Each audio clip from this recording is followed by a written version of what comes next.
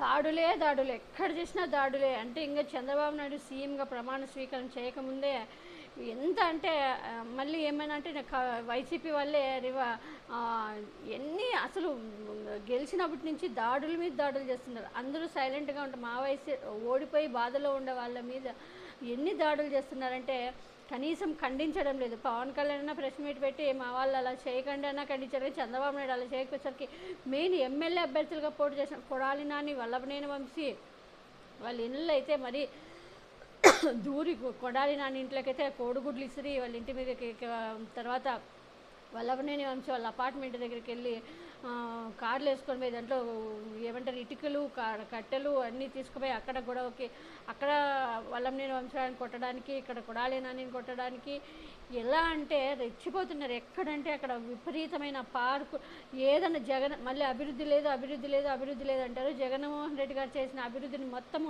ఏవైనా పార్కులు కట్టిస్తే ఆ పార్కులు లేకపోయి మొత్తం పార్కుల్ని నాశనం చేస్తున్నారు. అది పార్క్, అది ప్రభుత్వ ఆస్తిగా ప్రభుత్వ ఆస్తులను ధ్వంసం చేస్తున్నారు. తర్వాత సెక్రటరీ విలేజ్ క్లినిక్లు ఇవన్నీ ప్రభుత్వ ఆస్తులే కదా, అంత ప్రభుత్వ ఆస్తులు ధ్వంసం చేస్తున్నారు.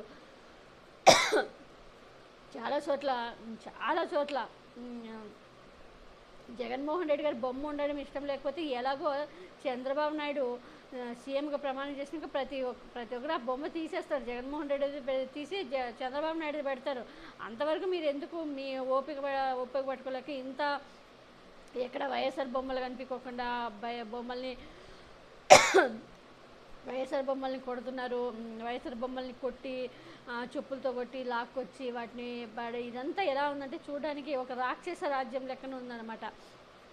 30 నిన్నేమో ఏదో చంద్రబాబు నాయుడు 30 ఏళ్ళు వెనక్కి వెళ్ళిపోయాడు. 30 ఏళ్ళు వెనక్కి వెళ్ళిపోలేదు కానీ చంద్రబాబు నాయుడు రాక్షస బీహార్ని చేస్తున్నాడు అనమాట. దీన్ని బీహార్ని చేయడానికి రెడీ అయిపోయాడు.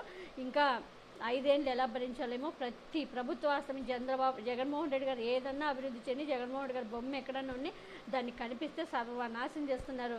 ఈ టీడీపీ వాళ్ళని కంట్రోల్ మరి చేస్తాడో లేదో చంద్రబాబు నాయుడు చూడాలి.